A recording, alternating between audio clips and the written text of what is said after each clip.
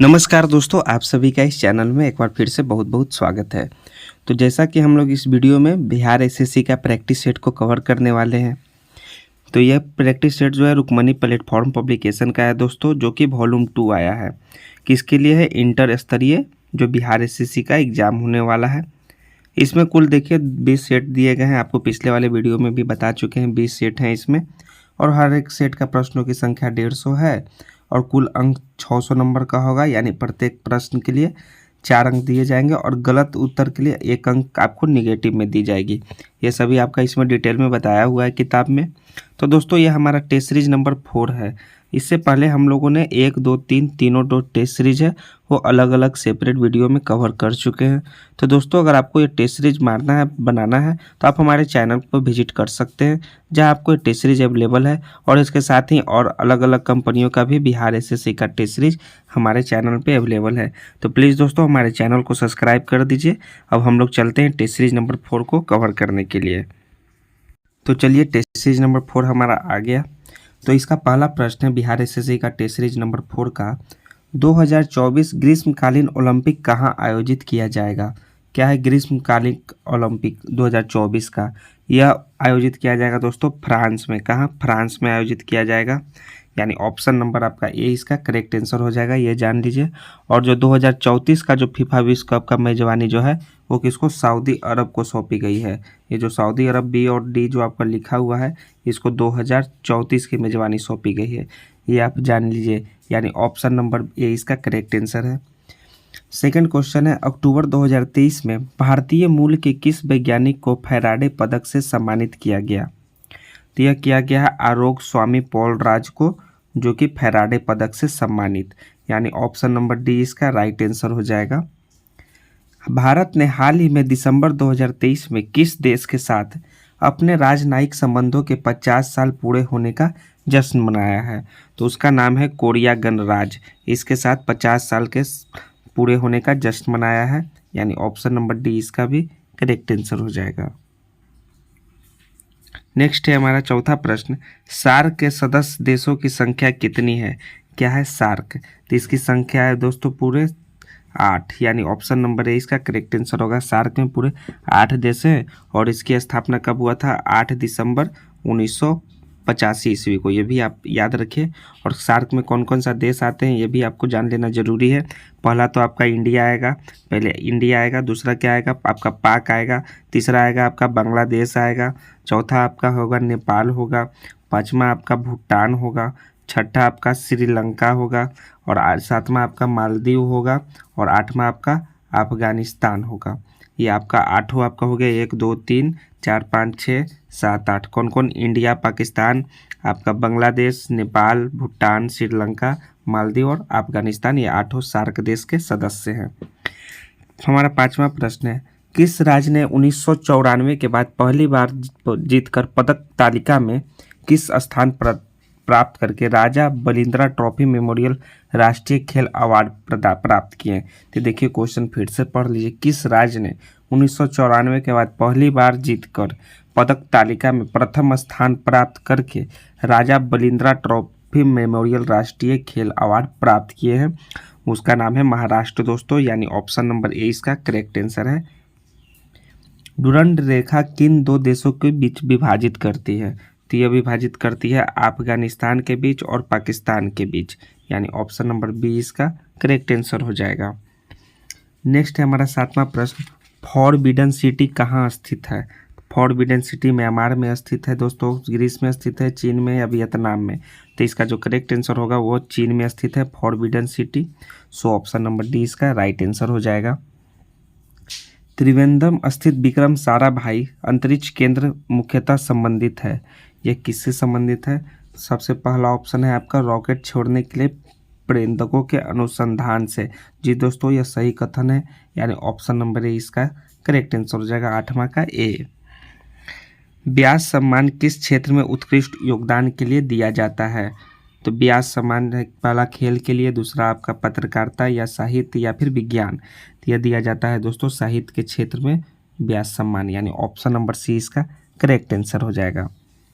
मान बुकर पुरस्कार साहित्य के क्षेत्र में नोबेल पुरस्कार इसके बाद सबसे बड़ा पुरस्कार माना जाता है। इसकी शुरुआत कब हुई? तो नोबेल पुरस्कार के बाद जो मान बुकर पुरस्कार है उसकी शुरुआत हुई थी दोस्तों 1969 ईस्वी में, यानी ऑप्शन नंबर सी इसका करेक्ट आंसर हो जाएगा। नवंबर 2023 में जारी वैश्विक जलवायु प्रदर्शन सूचकांक में भारत का स्थान है, तो भारत का 8वां स्थान है। क्या मैं 8वां? सो ऑप्शन नंबर सी इसका करेक्ट आंसर है 8वां। पोर्टो नोवो निम्नलिखित में से किस देश की राजधानी है? पोर्टो नोवो है बेनिन की राजधानी। किसकी? बेनिन की राजधानी है। सो ऑप्शन नंबर डी इसका करेक्ट आंसर है बेनिन। भारतीय संविधान के किस अनुच्छेद में देवनागरी लिपि में लिखित वाली हिंदी को अंग्रेजी के साथ आधिकारिक सरकारी भाषा माना गया है? तो कौन सा है? अनुच्छेद 343 है, याद रखिए अनुच्छेद 343 में। सो ऑप्शन नंबर बी इसका करेक्ट आंसर हो जाएगा। चलिए अब हम 14वां प्रश्न में आते हैं। The poverty of political economy, how economic abandon the poor नामक पुस्तक के लेखक कौन है?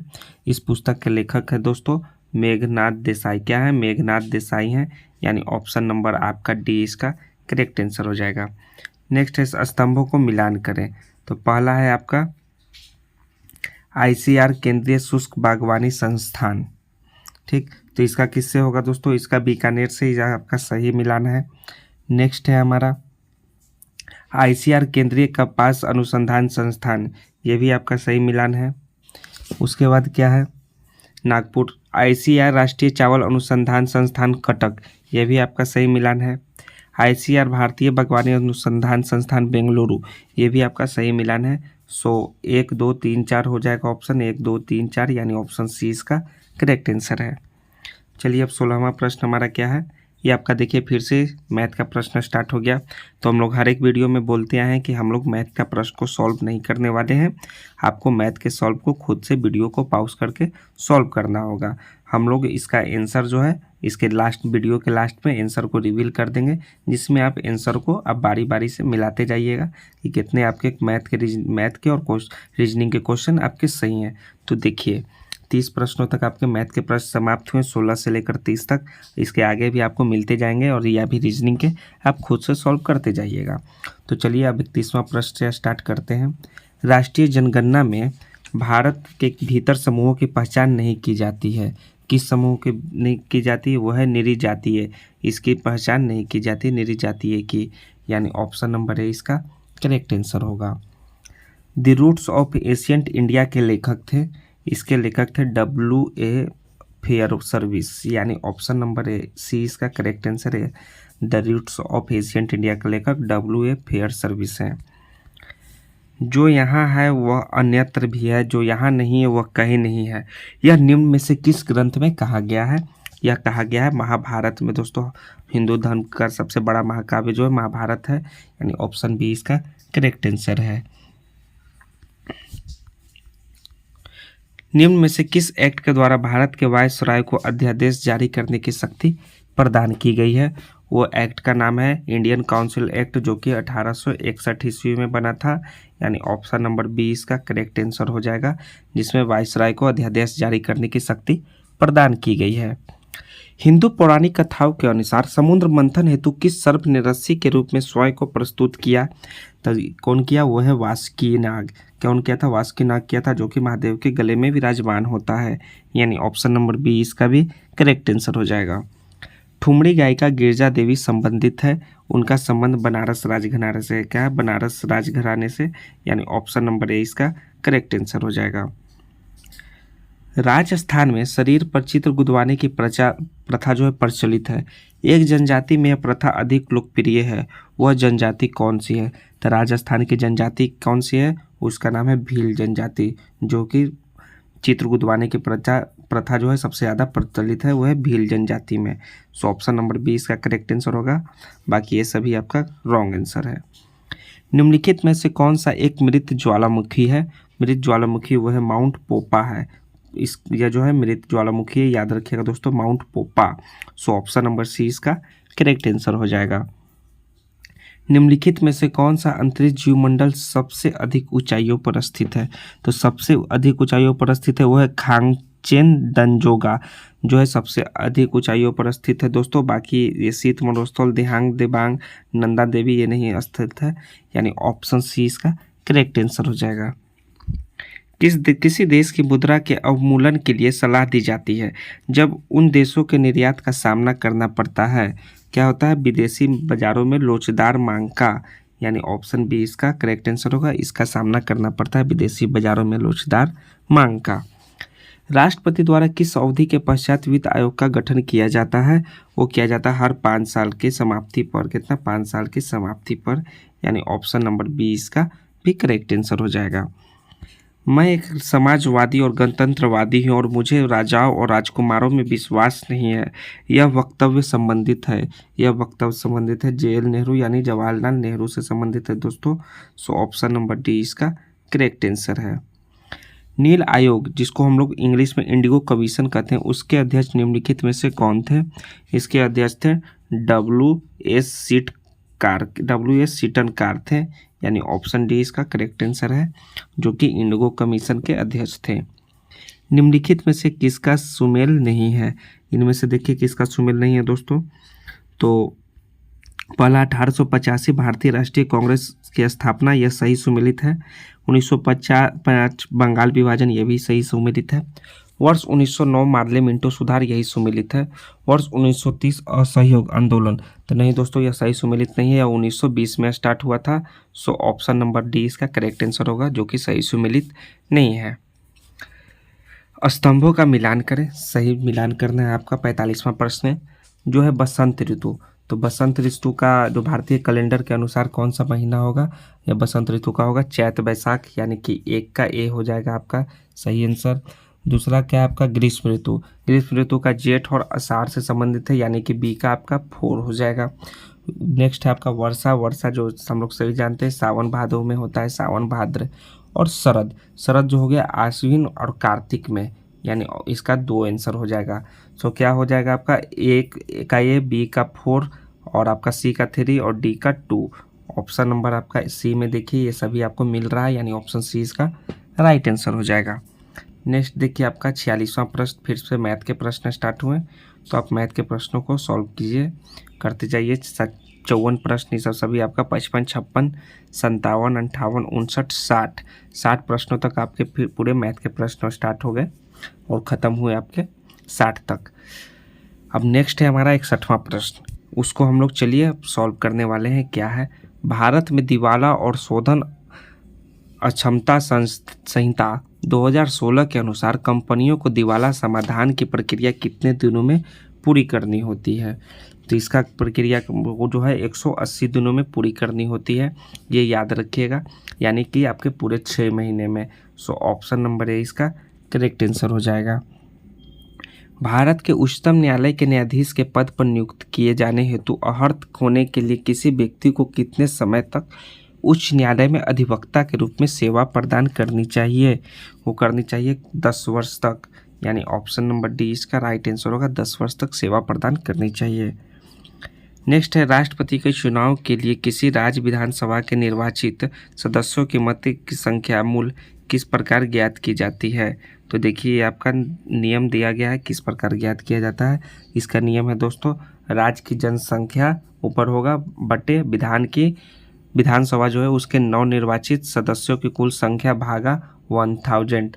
ये है आपका प्रक्रिया, यानी ऑप्शन नंबर ए इसका करेक्ट आंसर होगा, जो कि राज्य की जनसंख्या बटा विधानसभा के निर्वाचित सदस्यों की कुल संख्या भागा 1000। नेक्स्ट हमारा 64वां प्रश्न है, भारतीय संविधान के किस अनुच्छेद में यह प्रावधान किया गया है कि राष्ट्रपति की सहायता करने और उसे सलाह देने के लिए प्रधानमंत्री की अध्यक्षता वाली एक मंत्रिपरिषद होगी जिसकी सलाह के अनुसार राष्ट्रपति अपने कार्यों का निर्वहन करेंगे? तो यह जो है आपका अनुच्छेद 74 का 1 में दिया गया है, अनुच्छेद 74 का 1 में। सो ऑप्शन नंबर आपका सी इसका करेक्ट आंसर हो जाएगा। नेक्स्ट है हमारा 65वां प्रश्न, हुआ आंदोलन का प्रणेता कौन थे? इस आंदोलन के प्रणेता हुइंग फूसो, यानी ऑप्शन ए इसका करेक्ट आंसर हो जाएगा। यह जो है सबसे अधिक जो है प्रभाव इसका मेकांग डेल्टा में हुआ था, इसका करेक्ट आंसर ऑप्शन नंबर ए हो जाएगा। 66वां जो है एशिया के मरीज के नाम से किसे जाना जाता है? एशिया का मरीज जो है चीन है दोस्तों, यानी ऑप्शन नंबर ए बी इसका करेक्ट आंसर है, चाइना। भारतीय संविधान के अनुच्छेद 32 और 226 के तहत कितने प्रकार की रीट जारी की जा सकती है? तो वो है पूरे 5 प्रकार की रीट जारी की जा सकती है, यानी ऑप्शन नंबर बी इसका भी करेक्ट आंसर है। निम्नलिखित में से कौन सा कथन असत्य है? बाकी सब कथन सत्य है, बाकी असत्य कथन कौन सा है? वो है आपका कुटिल लिपि का प्रचलन जो है 10वीं शताब्दी में शुरू हुआ था। यह कथन असत्य है दोस्तों, सो ऑप्शन नंबर डी इसका राइट आंसर हो जाएगा। बाकी ये सभी सत्य यानी राइट स्टेटमेंट है, ट्रू स्टेटमेंट है। संविधान के किस अनुच्छेद में व्यवस्था की गई है कि प्रत्येक राज्य शिक्षा के प्राथमिक स्तर पर मातृभाषा में शिक्षा की पर्याप्त सुविधाओं की व्यवस्था करने का प्रयास करेगा? तो वो है आपका अनुच्छेद 350 के क में यह व्यवस्था किया गया है, यानी ऑप्शन नंबर सी इसका भी करेक्ट आंसर हो जाएगा, अनुच्छेद 350 क में। पंचायती राज से संबंधित निम्नलिखित कथनों में से कौन सा सही नहीं है, यानी कि रॉन्ग स्टेटमेंट का आपको इसमें पता लगाना है। तो वो है दोस्तों आपका कि 73वां संशोधन जो है 15 अगस्त 1993 से प्रभावी हुआ। ये जो है आपका गलत है ऑप्शन है, यह जो है 24 अप्रैल 1993 से। कब? 24 अप्रैल 1993 से प्रभावित हुआ था, यानी यह पंचायती राज व्यवस्था के बारे में यह गलत स्टेटमेंट है। सो ऑप्शन नंबर बी इसका करेक्ट आंसर हो जाएगा। बाकी ये तीनों आपके सही स्टेटमेंट हैं। योजना अवकाश की अवधि का संबंध है, तो योजना अवकाश की अवधि का संबंध है वो आपका 1967 से लेकर 70 के बीच का संबंध है, या फिर नहीं दोस्तों, इसका संबंध है 1966 से लेकर के 1969 तक का बीच का, यानी ऑप्शन नंबर आपका 20 का करेक्ट आंसर हो जाएगा। योजना अवकाश अवधि का संबंध 1966 से 69 तक है। भारतीय योजना के संदर्भ में निम्नलिखित कथनों पर विचार कीजिए। तो चलिए 72वां प्रश्न का पहला कथन क्या है? द्वितीय पंचवर्षीय योजना ने भारी उद्योगों की स्थापना पर बल दिया है, यह सत्य कथन है। तृतीय पंचवर्षीय योजना ने औद्योगिकरण की रणनीति के रूप में आयात प्रतिस्थापन की अवधारणा को प्रारंभ किया है, ये भी आपका स्टेटमेंट ट्रू है, यानी कि केवल 1 और 2 दोनों सत्य कथन है। ऑप्शन सी सही आंसर है। अंग्रेजों और बर्मा के बीच हुई संधि के परिणाम स्वरूप वर्ष 1826 में अंग्रेजों ने असम को हड़प लिया था। तो किस संधि के तहत हड़पा था? वो हड़पा था याडाबू की संधि के तहत। किसके संधि? याडाबू, यानी कि ऑप्शन नंबर 20 का करेक्ट आंसर होगा। इसके तहत जो है अंग्रेजों ने असम को हड़प लिया।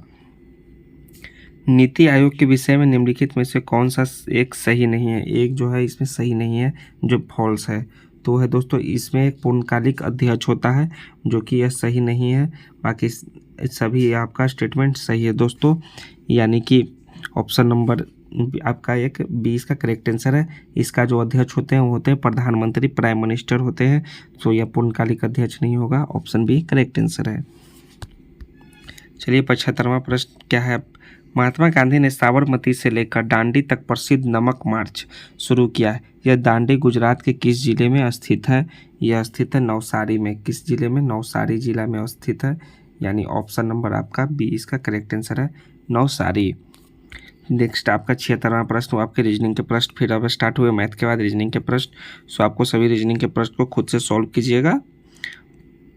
देखिए जैसे कि एक है कि 81वां प्रश्न, यदि 18 अक्टूबर 2006 को बुधवार था तो 17 अक्टूबर 2000 को सप्ताह का कौन सा दिन था? तो ये आपको खुद से सॉल्व करना पड़ेगा, बनाना पड़ेगा। जैसे मैं बता दूंगा उस दिन क्या था, मंगलवार था। हम तो ऑप्शन से मंगलवार बता दे रहा हूँ, लेकिन आपको खुद से निकालना पड़ेगा। ठीक वैसे ही आप सभी को बनाते जाइए। कैसे बनेगा आप खुद कॉपी कलम लेकर बैठिए और बनाते जाइए। हम लोग सिर्फ जीके के प्रश्नों को सॉल्व करने वाले हैं। तो चलिए देखिए 91वां प्रश्न अब स्टार्ट होता है। निम्न में से उर्वरक क्रांति में से कौन सा रंग संबंधित है? किससे? उर्वरक क्रांति से कौन सा रंग संबंधित है? 91वां प्रश्न है। तो यह संबंधित है आपका बोगीबिल ब्रिज, कौन सा, सॉरी दोस्तों, भूरा रंग से। किससे? भूरा रंग से संबंधित है, यानी ऑप्शन नंबर 20 का करेक्ट आंसर होगा। उर्वरक क्रांति भूरा रंग से संबंधित है। असम और अरुणाचल प्रदेश को जोड़ने वाला भारत का सबसे लंबा सड़क सह रेल पुल क्या कहलाता है? तो ये देखिए इसका क्या कहलाता है, वो बोगीबिल ब्रिज कहलाता है। हम लोग पहले वाले ही ऑप्शन में बता दिया था बोगीबिल ब्रिज। तो इसका भी करेक्ट ऑप्शन नंबर 20 का होगा, बोगीबिल ब्रिज कहलाता है। भारत के किस राज्य में शिशु मृत्यु दर सबसे कम है? सबसे कम मृत्यु दर है वो है आपका केरल में शिशु का, यानी ऑप्शन बी इसका भी राइट आंसर हो जाएगा। सीसी शहर और श्री दुर्ग का निर्माण किसने करवाया था? इसका निर्माण करवाया था अलाउद्दीन खिलजी ने, यानी ऑप्शन सी इसका करेक्ट आंसर हो जाएगा। भारत में वन नीति 1952 जो है उसका कब संशोधन किया गया? इसका संशोधन किया गया था 1988 ईस्वी में, यानी ऑप्शन नंबर आपका डी इसका राइट आंसर हो जाएगा 1988। नेक्स्ट है हमारा, तो ये नेक्स्ट क्या आ गया आपका, फिर साइंस से रिलेटेड अब प्रश्न आ गए। ये क्या है? एक द्रव की बूंद एक साबुन की बुलबुले की त्रिज्या समान है। यदि द्रव की बूंद में दाब आधिक्य का मान P1 और साबुन के बुलबुले में दाब आधिक्य का मान P2 हो तो क्या होगा? ये आपका 96वां प्रश्न बनाइए। इसका जो करेक्ट आंसर होगा दोस्तों 96 का, वो होगा आपका 2P1 इक्वल टू P2।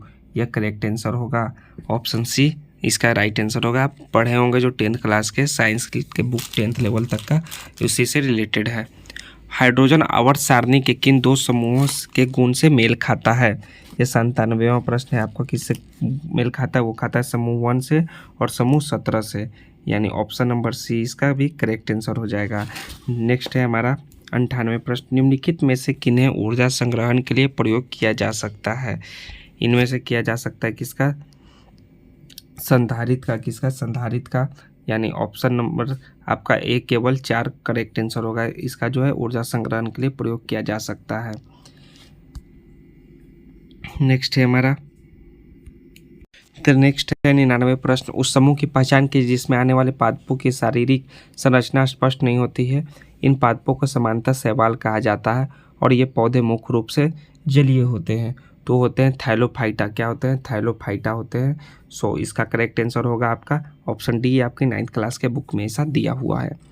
एक तत्व के समस्थानिक आइसोटोप्स किसमें भिन्न होते हैं? तो 100वां प्रश्न हमारा ये हो गया, किसमें भिन्न होते हैं?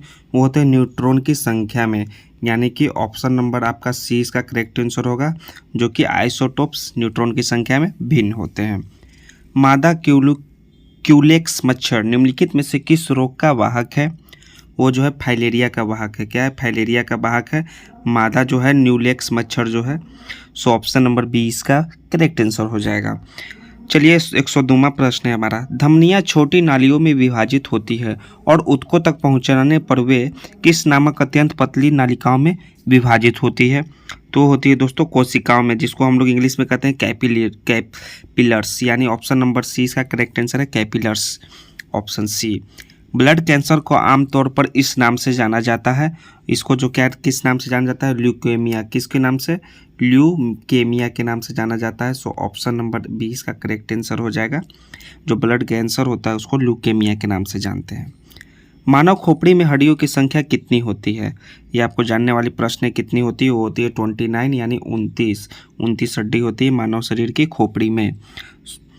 नेक्स्ट है हमारा 105, निम्नलिखित में से किसमें सल्क होते हैं? तो सल्क जो होते हैं वो होते हैं आपके पीसीज में और होते हैं सरीसृप में, ये दोनों में सल्क होते हैं दोस्तों। सो ऑप्शन नंबर सी इसका करेक्ट आंसर हो जाएगा। नेक्स्ट 106 प्रश्न जो है आपका, ये आपका रीजनिंग का प्रश्न है, तो ये वैन को खुद से आपको बनाना है। 106 और 7 जो है आप बनाते जाइए, कहाँ तक आपका प्रश्न खत्म होते हैं ये सभी रीजनिंग के। चलिए देखते जाते हैं 121, 22। चलिए 122वां प्रश्न हम लोग देखते हैं क्या है। 122वां प्रश्न, निम्नलिखित में से किसके उपचार के लिए अर्जुन वृक्ष की छाल का प्रयोग किया जाता है? तो पहला है क्षय रोग, अगला है त्वचा रोग, हृदय रोग या शोध। तो किसके लिए किया जाता है? वो किया जाता है हृदय रोग के लिए, ये जो है अर्जुन वृक्ष के छाल का उपयोग। सो ऑप्शन नंबर सी इसका राइट आंसर है। मानव शरीर की पीएच रेंज कितनी होती है? मानव शरीर की जो पीएच रेंज होती है वो होती है 7.35 से लेकर के 7.45 तक मानव शरीर का रेंज। सो ऑप्शन डी इसका राइट आंसर है। विद्युत ऊर्जा को यांत्रिक ऊर्जा में रूपांतरित करने के लिए किस उपकरण का उपयोग किया जाता है? वो है विद्युत मोटर। जो विद्युत ऊर्जा को जो यांत्रिक ऊर्जा में विद्युत मोटर का उपयोग करके हम लोग करते हैं उपयोग। ऑप्शन डी करेक्ट आंसर है। आधुनिक आवर्त सारणी में इलेक्ट्रॉनिक विन्यास जो है 2 और 8 युक्त तत्व को आप किस समूह में पाते हैं? तो इसको पाते हैं हम लोग समूह 18 में। ना ही हम लोग 8 में पाते हैं, ना 2 में, ना ही 10 में, इसको समूह 18 में पाते हैं। सो ऑप्शन नंबर सी इसका राइट आंसर हो जाएगा। वर्ष 2014 में भारत को आधिकारिक तौर पर निम्नलिखित में से किस बीमारी से मुक्त घोषित किया गया था? तो यह किया गया था पोलियो। क्या चाहिए? 2014 में जो है भारत को पोलियो से मुक्त किया गया था, यह घोषित किया गया है। ऑप्शन ए इसका करेक्ट आंसर हो जाएगा। प्रेरित धारा उच्चतम होती है जब कुंडली की गति की दिशा होती है। किस दिशा में होती है? वो होती है चुंबकीय क्षेत्र के लंबवत होती है। सो ऑप्शन नंबर डी इसका राइट आंसर है। निम्नलिखित में से कौन सा पशु हार्मोन है? पशु हार्मोन है वो है आपका इंसुलिन है, जो कि पशु हार्मोन है, यानी ऑप्शन नंबर डी इसका भी करेक्ट आंसर हो जाएगा 128 का। ये आपका है रिकॉम्बिनेंट डीएनए टेक्नोलॉजी के विकास के पश्चात ही यह तकनीक संभव हुई है। कौन सा तकनीक? वो है डीएनए जो है अंगुली मुद्रण, यह तकनीकी जो है संभव हुई है, यानी ऑप्शन ए इसका करेक्ट आंसर होगा। जीवन में जब आप कोई मेल प्राप्त करते हैं और उसी मेल के जवाब में केवल मूल प्रेषक को मेल भेजना चाहते हैं तो आप किसका उपयोग करेंगे? तो इसका हम लोग किसका रिप्लाई का उपयोग करेंगे? रिप्लाई दोस्तों, यानी ऑप्शन नंबर ए इसका करेक्ट आंसर हो जाएगा 130 प्रश्न का। सुमेलित कीजिए, एक तरफ आपका दवा है और एक तरफ आपका रोग है। तो पहला का रोग है कुनैन। कुनैन जो है आपका मलेरिया रोग के लिए दवा है। दूसरा है क्रोसिन। क्रोसिन किसके लिए दवा है? वो है ज्वार का है। तो एक हो जाएगा, उस एक का 4 हो जाएगा, दूसरा का 2 हो जाएगा। एविल किसके लिए है? वो है एलर्जी के लिए, वो 4 2 3। और नेक्स्ट है आपका कंपोज किसके लिए? वो है आपका नींद के लिए दोस्तों, यानी 1 4 2 3 1 किस में है दोस्तों? वो है आपका ऑप्शन नंबर बी में। देखिए 4 2 3 1, यानी ऑप्शन बी इसका करेक्ट आंसर हो जाएगा। जिसके नीचे ठंडा जो पदार्थ ठंडा नहीं हो सकता वो न्यूनतम संभावित तापमान है। किसके नीचे? वो है -273.15 डिग्री सेल्सियस के नीचे पदार्थ ठंडा नहीं हो सकता, वह न्यूनतम संभावित तापमान है, यानी ऑप्शन नंबर सी इसका करेक्ट आंसर है। द्विआधारी यानी बाइनरी संख्या 111 निरूपित करती है। किसको निरूपित करती है? वो 7 को करती है, बाइनरी संख्या 111। सो ऑप्शन नंबर 7 इसका करेक्ट आंसर है। बुलेट प्रूफ जैकेट के निर्माण में किस बहुलक पदार्थ का प्रयोग होता है? इसके लिए किया जाता है केवलर का प्रयोग बुलेट प्रूफ जैकेट का निर्माण के लिए। सो ऑप्शन नंबर सी इसका भी करेक्ट आंसर हो जाएगा। कौन सी विद्युत चुंबकीय तरंग नहीं है? तो रेडियो तो है, अवरक्त भी है, ध्वनि जो है दोस्तों वो आपका विद्युत चुंबकीय तरंग नहीं है। सो ऑप्शन नंबर सी इसका करेक्ट आंसर है। नेक्स्ट 136वां प्रश्न जो है आपका रीजनिंग के प्रश्न है। ये आपके रीजनिंग के और ये आपका असर्शन रीजनिंग के प्रश्न है। ये आपको खुद से बनाते जाइए। 139 जहाँ तक आपके प्रश्न होंगे हमें लगता है कि अब सभी आपके रीजनिंग के प्रश्न होंगे। तो दोस्तों आप सभी क्वेश्चन को देखिए, धीरे धीरे हम वीडियो को बढ़ाते जा रहे हैं, प्रश्न को बढ़ाते जा रहे हैं। सो आप इसको पॉज कीजिएगा और बनाते जाइएगा। तो देखिए 150 प्रश्नों तक आपके पूरे रीजनिंग के प्रश्न समाप्त हुए और यह सेट भी आपको समाप्त हुए, 150 प्रश्नों वाला यह सेट। तो चलिए आपको हम लोग इसका आंसर भी दिखा देते हैं। इसका आंसर आपका आंसर की ये रहा। आप दोस्तों इसका मिलान कर लीजिएगा आंसर की से, जो भी आप मैथ और रीजनिंग के प्रश्न को बनाइएगा। तो आपको अगर आपको ये टेस्ट सीरीज अच्छा लगा हो बिहार एसएससी का, तो प्लीज़ दोस्तों हमारे चैनल को सब्सक्राइब करें और दोस्तों के भी शेयर करें कि यह टेस्ट सीरीज काफ़ी इंपॉर्टेंट है बिहार एसएससी द्वितीय इंटर स्तरीय परीक्षा के लिए। हम लोग नेक्स्ट टेस्ट सीरीज नंबर 5 अगले वीडियो में मिलते हैं। तब तक के लिए थैंक्स दोस्तों। जय हिंद दोस्तों।